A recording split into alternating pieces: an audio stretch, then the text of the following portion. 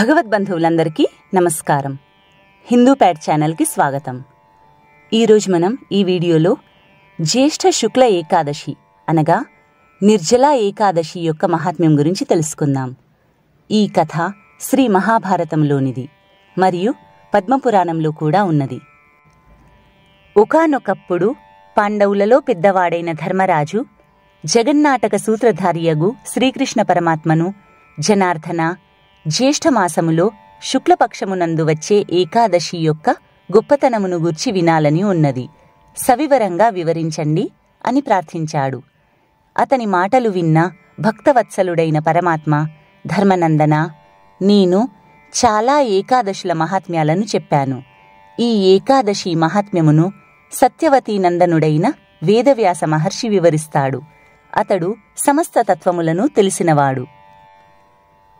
వేదాంగములను సంప్రదాయబద్ధముగా రక్షించినవాడు, ధర్మాచారపరాయణుడు. కనుక నీవు ఈ ఏకాదశి మహాత్మ్యమును ఆయన నోటి ద్వారా వినుట చాలా మంచిది. అతని రాక మనకందరికీ ఆనందదాయకం కదా అని అన్నాడు. రాక వచ్చిన వ్యాసమహర్షితో ధర్మరాజు, తాతా కృష్ణద్వైపాయన, నేను మనుస్మృతిలోని ధర్మములను విన్నాను. అలాగే వశిష్ఠ స్మృతిలో వశిష్ఠుడు చెప్పిన ధర్మములను గూర్చి కూడా విన్నాను. చాలా రోజుల నుండి వైష్ణవ ధర్మములను గూర్చి కూడా వినాలని కోరిక ఉన్నది. కనుక ఆ ధర్మములను గురించి వివరంగా చెప్పవలసిందని సవినయంగా ప్రార్థిస్తూ అన్నాడు. అప్పుడు వేదవ్యాసుడు ధర్మరాజుతో, నీవు విన్నట్టి మానవ ధర్మములు కాని, వేదమునందు చెప్పబడిన ధర్మములు కాని కలియుగములోని మానవులు ఆచరింపలేరు. వారికి శక్తి చాలా తక్కువగా ఉంటుంది. కుంతీకుమారా, నీవు చాలా బుద్ధిమంతుడవు. చెప్పిన విషయమును చెప్పినట్లుగా చక్కగా అర్థము చేసుకోగలవు. కలియుగములోని మానవుల కొరకే పురాణములు వ్రాయబడినవి. పురాణములన్నింటిలోనూ సారవంతమైన విషయమును వివరిస్తాను. మానవులందరూ సుఖాన్నే కోరుకుంటారు. ఆ సుఖాన్ని పొందే ఉపాయము పురాణములలోనే ఉన్నది. ఆ సుఖాన్ని పొందడానికి ఎక్కువ ధనము అవసరం లేదు. ఎక్కువగా శ్రమపడవలసిన పని కూడా ఉండదు. కొంచెము సాధన చేసినప్పటికీ ఎక్కువ ఫలితము కలుగుతుంది. భగవంతునకు అనేకమైన నామములు ఉన్నాయి. ఎటువంటి ఖర్చు లేకుండానే మానవులకు లభిస్తాయి. మానవులకు నోటిలో నాలుక ఉండనే ఉన్నది. మరి ఇంకా ఏమి శ్రమపడాలి? భగవంతుని నామమును నోటితో పలుకడమే వారు చెయ్యవలసిన పని. ప్రతి నెలలోనూ శుక్లపక్షము, కృష్ణపక్షము అని 2 పక్షములు ఉంటాయి. ఆ రెండింటిలోనూ 2 ఏకాదశులు వస్తాయి. ఆ 2 ఏకాదశులందు ఉపవాసముండి మరునాడు ఉదయమున దొరికినన్ని పువ్వులతో కేశవుణ్ణి పూజించాలి. ద్వాదశి నాడు తన శక్తిని అనుసరించి బ్రాహ్మణులకు భోజనము పెట్టిన తరువాత యజమాని భోజనం చెయ్యాలి. ఈ ఏకాదశి ఉపవాసము పిల్లలు జన్మించిన పురిటి సమయములందునూ, ఎవరైనా మరణించినందువలన కలుగు మైల సమయములందునూ కూడా మానకుండా చెయ్యాలి. యథా రాజా తథా ప్రజ అని కదా శాస్త్రము. కనుక నీవు ఆచరించి ప్రజలందరికీ ఆదర్శప్రాయుడవు కావాలి. ఈ ఏకాదశి వ్రతమును జీవించి ఉన్నంతకాలము ఆచరిస్తూనే ఉండాలి. నీవు పురుషులలో శ్రేష్ఠుడవు. కనుక నీవు ఆదర్శప్రాయుడవై ప్రజలకు ఆచరించి చూపాలి. స్వర్గమునకు వెళ్ళదలుచుకున్న వారందరూ కూడా నిస్సందేహంగా ఈ వ్రతాన్ని ఆచరించాలి. శక్తి లేనివారు, రోగగ్రస్తులకు నియమము లేదు. చిన్న చిన్న పాపములు చేసినవారు, దురాచారపరులు, మహాపాపాత్ములు, ధర్మరహితులు ఈ ఏకాదశి వ్రతమును ఆచరించినట్లయితే యమలోకమునకు వెళ్ళవలసిన పని ఉండదు అని చెప్పాడు. వ్యాసమహర్షి చెప్పిన ఈ మాటలు భీముడు విన్నాడు. గాలికి రావి ఆకు కదిలినట్లుగా వణికిపోయాడు. గురుస్వరూపుడైన వ్యాసమహర్షికి నమస్కరించి వ్యాసమహర్షితో, తాతా విశాలమైన బుద్ధి కలవాడా, నేను అడిగే మంచి మాటను విను. మా అమ్మయ్యగు కుంతీదేవి, ద్రుపదుని కుమార్తె ద్రౌపది, మా అన్న ధర్మరాజు, మా తమ్ముడు అర్జునుడు, నా పినతల్లి కుమారులైన నకుల సహదేవులు వీరందరూ ఏకాదశి నాడు ఆహారము ఏమీ తీసుకోరు. ఏకాదశి వచ్చినప్పుడల్లా మీరు కూడా ఏమీ తినకుండా ఉంటారనుకుంటా కదా? తాత, వాళ్ళు నాతో కూడా భీమన్నా ఈరోజు ఏమీ తినవద్దు, ఉపవాసముండు అని చెప్తూనే ఉంటారు. అప్పుడు నేను వారితో, నేను ఆకలికి ఓర్చుకోలేను, అందువల్లనే వృకోదరుడనయ్యాను అని అంటాను. ఏ వస్తువును దానము చెయ్యుమన్నా శాస్త్రప్రకారంగా చెయ్యగలను. కేశవుణ్ణి ఏ విధంగా పూజించమని చెప్తే ఆ విధంగా పూజించగలను. అందువల్ల తాత, ఏకాదశి నాడు ఉపవాస వ్రతము చెయ్యకుండా ఆ వ్రతము వలన కలిగే పుణ్యమును సంపాదించే ఉపాయమేదైనా ఉన్నదా? ఉంటే దయచేసి నాకు వివరించండి అని అడిగాడు. అప్పుడు వ్యాసుడు భీమునితో, నీకు స్వర్గమునకు వెళ్ళవలెనని నరకమునకు వెళ్ళకూడదని ఉన్నట్లయితే శుక్ల కృష్ణ పక్షములందలి 2 ఏకాదశులలోనూ ఏమీ తినకూడదు, ఉపవాసం చెయ్యాలి అని అన్నాడు. అప్పుడు భీముడు, తాత, నీకు నా గురించి అంతా తెలుసు కదా, నీ వద్ద నేను దాచేదేముంది? ఒక పూట భోజనం చేసి ఉండడమే నాకు సాధ్యం కాదు కదా. మరి నేను పూర్తిగా ఉపవాసము ఎలా ఉండగలను? వృకము అనే అగ్ని నా పొట్టలో నిరంతరం మండుతూ ఉంటుంది. నేను ఆకలికి తట్టుకోలేనయ్యా అని అన్నాడు. నేను ఎంత ఎక్కువ అన్నం ఎప్పుడు తింటానో అప్పుడే ఆ అగ్ని చల్లారి ఉంటుంది. మహాముని, ఏడాది పొడుగునా నేను ఏ ఉపవాసాలు చెయ్యలేను. కాబట్టి ఏదో ఒక ఏకాదశిని మాత్రం చెప్పు. ఆ ఒక్క ఏకాదశి నాడు ఉపవాసముంటే 24 ఏకాదశుల ఉపవాస ఫలం నాకు రావాలి. మరి ఆ ఒక్క ఉపవాసంతోనే నాకు శ్రేయస్సు కూడా కలగాలి అని భీముడు అన్నాడు. ఏదో విధంగా ఆ ఒక్క ఏకాదశి నాడు అతి కష్టం మీద ఉపవాసముంటాను అని అన్నాడు. అతని మాటలు విన్న వ్యాసుడు భీమునితో, భీమసేన, నీవు ధర్మరాజు అంతటి వాడివి, పైగా యువరాజువు. మనుధర్మశాస్త్రము మొదలగు వాటిలో చెప్పిన ధర్మములను విన్నావు కదా, వేద ధర్మములను కూడా విన్నావు.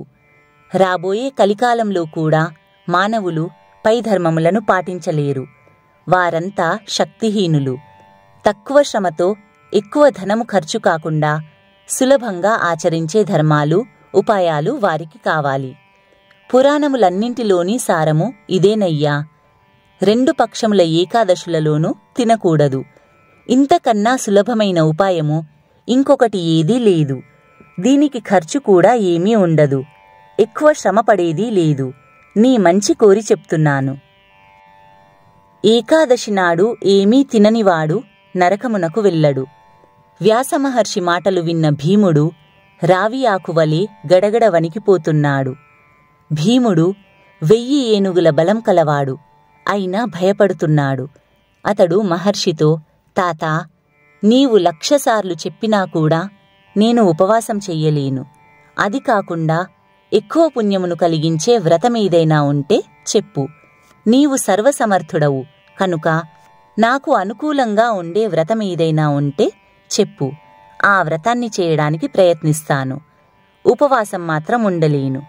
నేను ఏమి చెయ్యను చెప్పు అని అన్నాడు. అప్పుడు వ్యాసుడు, భీమసేనా, నీవు సంవత్సరం మొత్తంలో ఉండే 24 ఏకాదశులు ఉపవాసం చెయ్యొద్దు. జ్యేష్ఠమాసంలో శుక్లపక్షంలో వచ్చే ఏకాదశి నాడు మాత్రం మంచినీరు కూడా త్రాగకుండా ఉపవాస వ్రతం చెయ్యు. స్నానము, జపము ఈ రెండింటికే నీటిని ఉపయోగించు. ఈ రెండింటికీ తప్ప ఇంకా వేటికి నీటిని ఉపయోగించకూడదు. ఒకవేళ అదే పనిగా ఉపయోగిస్తే వ్రతము భంగమవుతుంది. జ్ఞానవంతుడైన వాడు ఏకాదశి నాటి సూర్యోదయము నుండి ద్వాదశి నాటి సూర్యోదయము వరకు నీటిని ఉపయోగించకూడదు. ఈ విధంగా వ్రతము చేస్తే 12 ఏకాదశి వ్రతములు చేసిన ఫలితం వస్తుంది. ద్వాదశి నాడు స్వచ్ఛమైన ప్రభాత సమయమునందు స్నానము చెయ్యవలెను. స్నానము పూర్తయిన తరువాత బ్రాహ్మణులకు జలదానము, సువర్ణదానములను శాస్త్రములందు చెప్పబడిన విధంగా చేసి బ్రాహ్మణులతో పాటు తాను కూడా భోజనము చెయ్యవలెను. అన్ని వ్రతములయందు ఇంద్రియ నిగ్రహము కలిగి ఉండవలెను. ఈ విధంగా చేసిన మానవుడు కృతకృత్యుడు అగును. భీమసేన, ఈ విధానమును అనుసరించి వ్రతము చేసిన వ్యక్తికి 1 సంవత్సరంలో ఎన్ని ఏకాదశులు ఉన్నాయో అన్ని ఏకాదశులు ఉపవాసమున్న ఫలం కలుగుతుంది. ఇందులో సందేహపడవలసిందేమీ లేదు. ఎందువలననగా ఈ విషయమును శంఖచక్ర గదాధరుడైన శ్రీ మహావిష్ణువే చెప్పాడు. జ్యేష్ఠమాసములోని శుక్లపక్షంలో వచ్చే ఏకాదశి నాడు వ్రతమును ఆచరించినందువలన, సమస్త తీర్థములు సేవించినందువలన కలిగే పుణ్యము, సమస్త దానములు చేసిన ఫలము కలుగుతాయి. ఏడాది పొడుగున శుక్లపక్ష ఏకాదశులన్నింటియందు వ్రతమాచరించిన ఫలితము కూడా కలుగుతుంది. ఏకాదశులలో ఉపవాసం చేస్తే పుణ్యము లభిస్తుంది. ధనధాన్య సంపదలు వృద్ధి పొందుతాయి. పుత్ర సంతానము కలుగుతుంది. శరీరమునందు ఆరోగ్యము లభిస్తుంది. నేను చెప్పినదంతయు సత్యమే. ఇందులో ఇసుమంతయు అబద్ధం లేదు.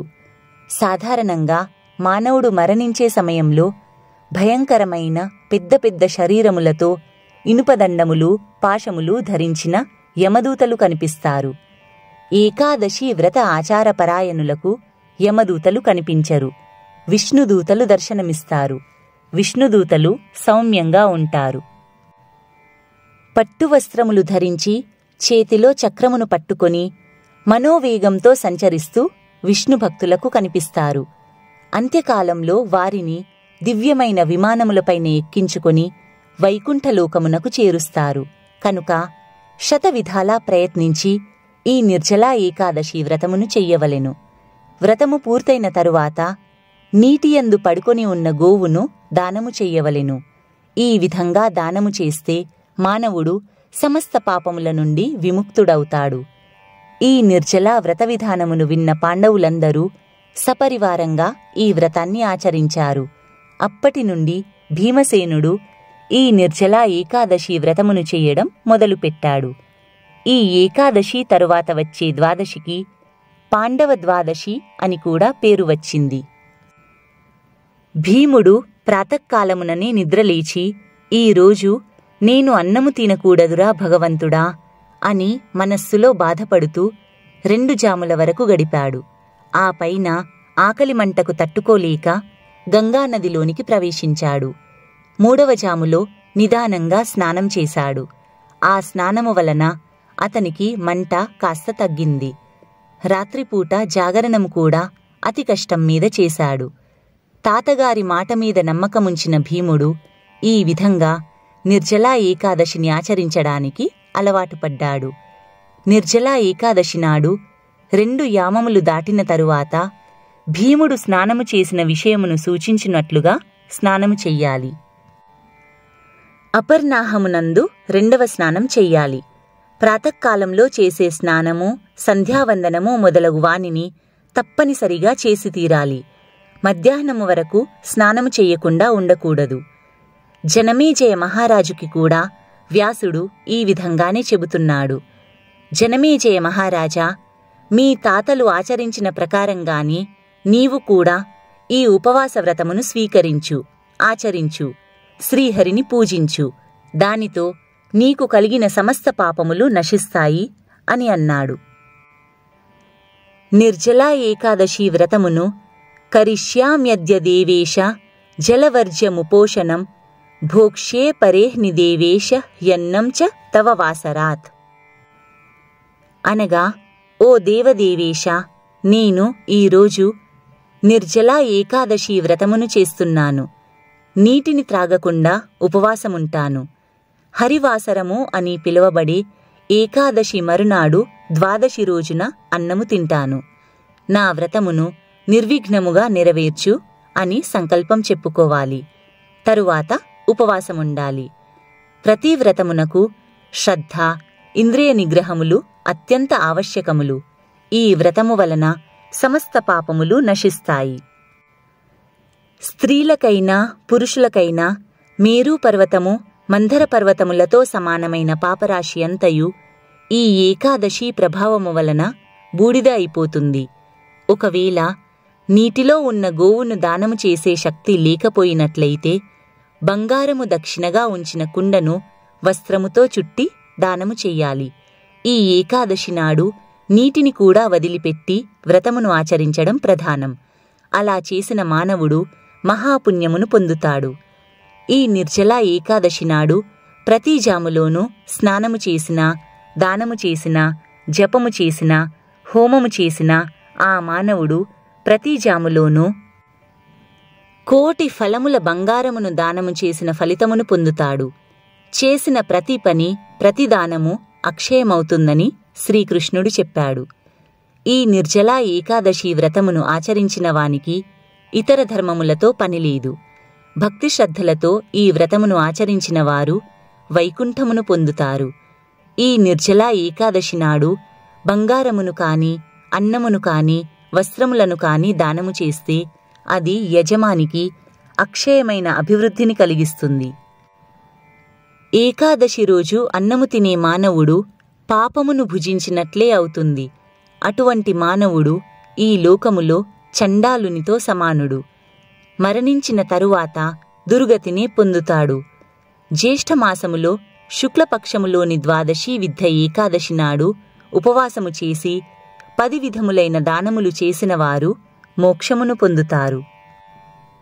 బ్రహ్మహత్య చేసినవారు, కళ్ళు త్రాగినవారు, దొంగతనము చేసినవారు, గురువుకు ద్రోహము తలపెట్టినవారు, ప్రతినిత్యము అబద్ధము ఆడేవారు, వీరందరూ కూడా ఈ నిర్జలా ఏకాదశి వ్రతమును ఆచరించి ఆయా పాపముల నుండి విముక్తులవుతున్నారు. ఈ ఏకాదశి నాడు నీటియందు పడుకొని ఉన్న శ్రీ మహావిష్ణువును పూజించుట, నీటియందున్న గోవును కాని, ప్రత్యక్షముగా ఉన్న గోవును కాని, నీతితో చేసిన గోవును కాని దానము చేయడం తప్పనిసరి. ప్రయత్నపూర్వకముగా బ్రాహ్మణులను ఆహ్వానించి పంచభక్ష పరమాన్నములతో భోజనము పెట్టాలి. మంచి దక్షిణలను ఇచ్చి సంతృప్తిపరచాలి. బ్రాహ్మణులు సంతృప్తి పడినట్లయితే శ్రీహరి కూడా అతి త్వరగా సంతృప్తుడవుతాడు. ఎవరు ఈ ఏకాదశి వ్రతమును చెయ్యరో అటువంటి వారు తమకు తామే ద్రోహము చేసుకున్నవారవుతారు.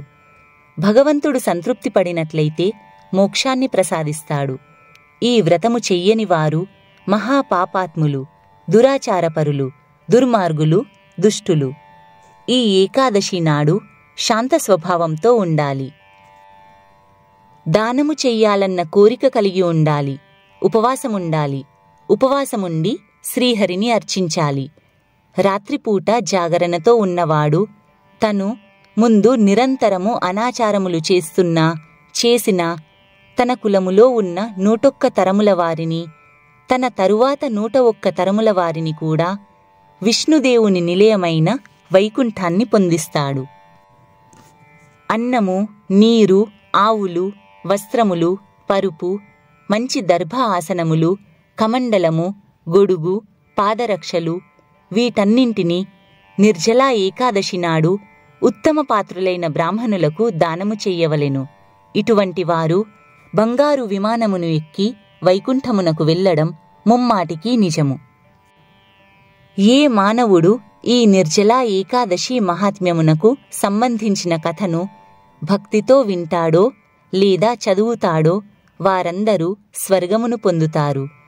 కురుక్షేత్రమునందు రాహువు చేత పట్టుకొనబడిన సూర్యగ్రహణ సమయమునందు శ్రాద్ధకర్మ చేసిన మానవుడు ఏ ఫలమును పొందునో ఆ ఫలమును ఈ ఏకాదశి మహాత్మ్యమును చదివినవారు మరియు విన్నవారు కూడా పొందుతారు.